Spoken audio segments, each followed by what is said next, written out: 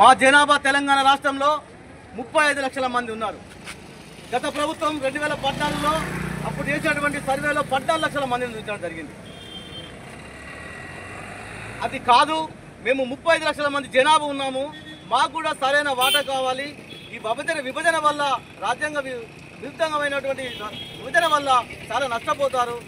ఎవరమైనా జనాభా ప్రాతిపదికనే మన హక్కులను సాధించుకుందామనే నినాదంతో మా జనాభా నిరూపించుకోవడానికి మేము డిసెంబర్ 1న పెద్ద ఎత్తున ఎమ్మెల్యే వివేక్ వెంకటస్వామి గారి నాయకత్వంలో 30 లక్షల మందితోని హైదరాబాద్ పెరేడ్ గ్రౌండ్లో బహిరంగ సభ చేపట్టాము.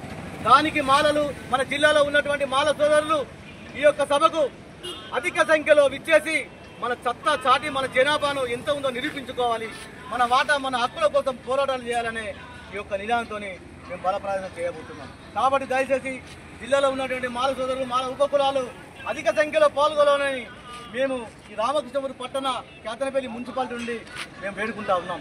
ఎందుకంటే మనల్ని మన తోటి దళిత సంఘాలైనటువంటి ఎంఆర్పిఎస్ఏ కావచ్చు, ఇంకో సంఘం కావచ్చు 59 కులాలు కలిసి ఉండాలి, కలిసి సాధించుకోవాలి, రాజ్యాంగాన్ని కాపాడుకోవాలన్న నినాదంతో మేము ముందుకు పోతా ఉన్నాం. విభజనకు గురై మనం కొట్లాడుకొని విభజనకు గురి చేయాలని ఈ మనువాదుల కుట్రలో భాగంగా ఇలా కొన్ని దళిత సంఘాలు వారి చేతి కింద పనిచేస్తూ ఉన్నాయి.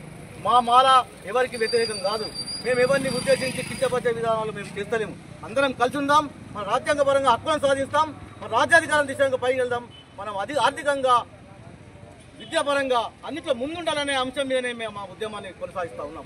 కానీ విభజనకు గురై మనం కొట్లాడుకొని రెడ్డి రావులకు రాజ్యాధికారం ఇచ్చి మనవాదులకు రాజ్యాధికారం ఇచ్చి వాళ్ళకి బాంఛన బతికే కంటే అందరం ఒకటై పోరాడి మనం హక్కులను సాధించుకున్నామనే నినాదంతోనే మా గర్జనను, మా జనాభాను ఈరోజు హైదరాబాద్ నడుపుతున్న డిసెంబర్ 1న చూపుతా ఉన్నాం.